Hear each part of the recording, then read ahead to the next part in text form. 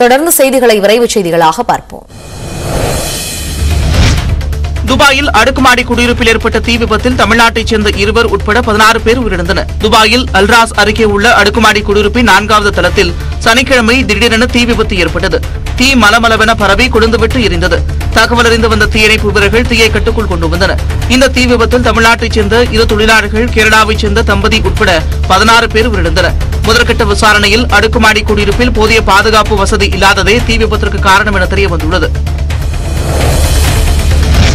ஒரு கட்சியின் தலைவர் எப்படி இருக்க வேண்டும் என்பதற்கு பாஜக மாநில தலைவர் அண்ணாமலை புது இலக்கணம் என்று அக்கட்சியைச் சேர்ந்த அமர் பிரசாத் ரெட்டி தெரிவித்துள்ளார். சேலம் மாவட்டம் ஓமலூரில் செய்தியாளர்களிடம் பேசிய அதிமுக பொதுச் செயலாளர் எடப்பாடி பழனிசாமி பேட்டி கொடுத்தே அண்ணாமலை பெரியாளாக நினைப்பதாக விமர்சித்தார். எனவே அவரை பற்றி பேச தயாராக இல்லை என்று கூறினார். இந்நிலையில் தனது ட்விட்டர் பக்கத்தில் பதிவிட்டுள்ள அமர் பிரசாத், ஒரு கட்சியின் தலைவர் எப்படி இருக்க வேண்டும் என்பதற்கு தங்கள் தலைவர் புது இலக்கணம் என்று கூறியுள்ளார். அடுத்தவர் காலில் விழுந்து பதவியை பெற்றுக் கொடுத்தவரையே காலை வாரும் கலையை கற்றவர்களுக்கு இந்த புதிய அரசியல் இலக்கணம் திறந்திருக்க வாய்ப்பில்லை எனவும் சாடியுள்ளார்.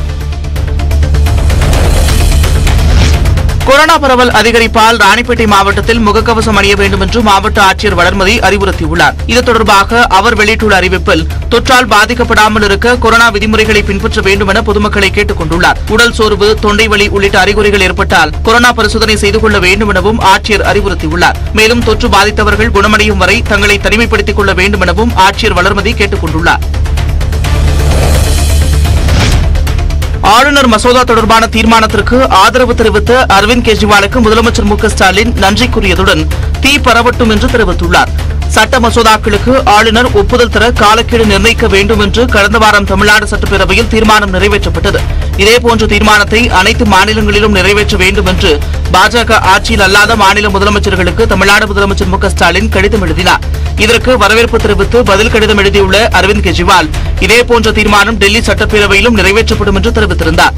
இதற்கு நன்றி தெரிவித்து ட்விட்டரில் பதிவிட்டுள்ள முதலமைச்சர் மு.க. ஸ்டாலின் தீ பரவட்டும் என்று குறிப்பிட்டுள்ளார். மேலும் மக்களால் தேர்ந்தெடுக்கப்பட்ட அரசு மற்றும் சட்டப்பேரவையின் அதிகாரத்தை நியமன ஆளுநர் குறைத்து மதிப்பிடக்கூடாது எனவும் கூறியுள்ளார். மதுரை மீனாட்சியம்மன் கோவிலில் 4 சித்திரை வீதிகளிலும் உள்ள நடைமேடைகளில் பக்தர்களின் நலனுக்காக 1 கோடி ரூபாய் மதிப்பில் நிழற்குடை அமைக்கப்பட்டுள்ளது. சென்னை சில்க்ஸ் நிறுவனம் சார்பில் அமைக்கப்பட்டுள்ள இந்த நிழற்குடையை நிதியமைச்சர் பிடிஆர் பழனிவேல் தியாகராஜன் திறந்து வைத்து பக்தர்களின் பயன்பாட்டிற்கு கொண்டு வந்தார். இந்த நடைபாதை 4 சித்திரை வீதியில் இருக்கிற நடைபாதையில் அம்மனை தரிசிக்க போறதுக்காக ஒரு நிரந்தர நிழற்குடை அமைக்கணும் அப்படின்னு எங்க சென்னை சில்க்ஸ் நிர்வாகத்துக்கு ஒரு விருப்பம். 1 கோடி ரூபாய் மதிப்புல ஒரு 21,000 சதுர அடியில் இதை செஞ்சிருக்கிறோம். மதுரை மக்களுக்கு இது நல்லபடியா, பக்தர்களுக்கு இது உதவியா இருக்கும். தமிழ்நாடு, புதுச்சேரி மற்றும் காரைக்காலில் ஏப்ரல் 19ஆம் தேதி வரை வறண்ட வானிலையே நிலவும் என்று சென்னை வானிலை ஆய்வு மையம் தெரிவித்துள்ளது. வரும் 24ஆம் தேதி தமிழ்நாடு, புதுச்சேரி, காரைக்காலின் ஓரிரு இடங்களில் லேசானது முதல் மிதமான மழை பெய்யக்கூடும். தமிழ்நாடு, புதுச்சேரியில் இன்றும் நாளையும் அதிகபட்ச வெப்பநிலை இயல்பை விட 2 முதல் 3 டிகிரி செல்சியஸ் வரை அதிகமாக இருக்கக்கூடும். சென்னையில் அடுத்த 48 மணி நேரத்திற்கு வானம் ஓரளவு மேகமூட்டத்துடன் காணப்படும். மீனவர்களுக்கு எச்சரிக்கை எதுவும் விடுக்கப்படவில்லை. கர்நாடக முன்னாள் முதலமைச்சரும் பாஜக மூத்த தலைவருமான ஜெகதீஷ் ஷெட்டர் தனது எம்எல்ஏ பதவியை ராஜினாமா செய்தார். கர்நாடக சட்டமன்ற தேர்தலில் பாஜகவின் மூத்த தலைவர்களுக்கும் தற்போதைய எம்எல்ஏக்கள் பலருக்கும் மீண்டும் சீட் வழங்கப்படவில்லை. இதேபோன்று மீண்டும் போட்டியிட வாய்ப்பு மறுக்கப்பட்டுள்ள முன்னாள் முதலமைச்சர் ஜெகதீஷ் ஷெட்டர் 30 ஆண்டுகளுக்கும் மேலாக கட்சியில் பணியாற்றிய தன்னை பாஜக நடத்திய விதம் வேதனை அளிப்பதாகவும் இதனால் கட்சியை விட்டு விலகுவதாகவும் அறிவித்தார். அதன்படி இன்று காலை சபாநாயகர் விஸ்வேந்தர் ஹெக்டேவை சந்தித்து தனது ராஜினாமா கடிதத்தை வழங்கினார். அதன் பிறகு பாஜகவிலிருந்து முறைப்படி விலகுவதற்கான கடிதம் வழங்கிய பிறகு தனது அடுத்த கட்ட நடவடிக்கை குறித்து அறிவிக்க உள்ளதாக ஜெகதீஷ் ஷெட்டர் தெரிவித்துள்ளார். நாமக்கல் மாவட்டம் குமாரபாளையத்தில் ஜல்லிக்கட்டு போட்டி உற்சாகமாக நடைபெற்றது. வனத்துறை அமைச்சர் மதிவேந்தன் கொடியசைத்து போட்டியை தொடங்கி வைத்தார்.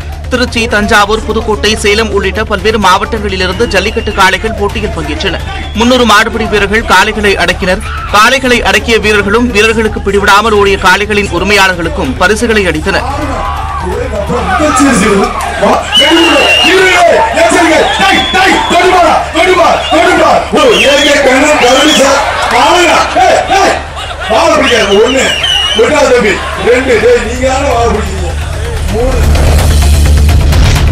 ராம்ராஜ் காட்டன் நிறுவனம் நாகப்பட்டினத்தில் தனது புதிய கிளையை திறந்துள்ளது. இந்நிறுவனத்தின் 252வது புதிய ஷோரூம் நடுவர் கிழக்கு வீதியில் அமைந்துள்ளது. இதை தமிழ்நாடு மீன் வளர்ச்சிக் கழக தலைவர் கௌதமன் திறந்து வைத்தார். வேளாங்கண்ணி பேராலய அதிபர் இருதயராஜ், நாகூர் தர்கா ஷரீப் சையத் காமில் சாஹிபு ஆகியோர் குத்துவிளக்கேற்றி தொடக்கி வைத்தனர். தொடர்ந்து நாகை நகர்மன்ற தலைவர் மாரிமுத்து முதல் விற்பனையை தொடங்கி வைக்க உமா நிறுவனங்களின் தலைவர் குப்புசாமி அதனை பெற்றுக் கொண்டார். இந்த சேர்மன் கேஆர் நாகராஜனோட கனவு என்னன்னா, இன்னைக்கு இந்தியாவுக்கு அத்தனை பேரும் வேட்டி கட்டணும், சின்ன குழந்தையிலேருந்து பெரியவங்க வரைக்கும் வேட்டி கட்டணும்னு ஆசைப்படுறாரு. அது நோக்கி போகிற பயணத்தில் நாகப்பட்டினத்தில் 252வது ஷோரூம் நாங்கள் திறந்து வச்சுருக்கோம். சூர்யா நடித்து வரும் அவரின் 42வது படத்திற்கு கங்குவா என தலைப்பு வைக்கப்பட்டுள்ளது. சிறுத்தை சிவா இயக்கத்தில் சூர்யா நடிக்கும் இந்த திரைப்படத்தின் படப்பிடிப்பு கடந்த ஆண்டு தொடங்கியது. படம் இருவேறு காலகட்டங்களில் வரலாற்று பின்னணியில் நடைபெறும் வகையில் எடுக்கப்படுவதாக கூறப்படுகிறது. அத்துடன் கங்குவா 2 பாகங்களாக உருவாகிறது. இதில் சூர்யாவிற்கு ஜோடியாக திஷா பத்தானி நடிக்கிறார்.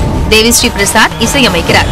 கங்குவார் படப்பிடிப்பு விறுவிறுப்பாக நடைபெற்று வரும் நிலையில் அதற்கான பாடல் உரிமை, டிஜிட்டல் உரிமை உள்ளிட்டவற்றை அதிக தொகைக்கு விற்பனை செய்யப்பட்டதாக கூறப்படுகிறது. மேலும் தமிழ், தெலுங்கு, ஹிந்தி உட்பட 10 மொழிகளில் படத்தை வெளியிட படக்குழு திட்டமிட்டுள்ளது.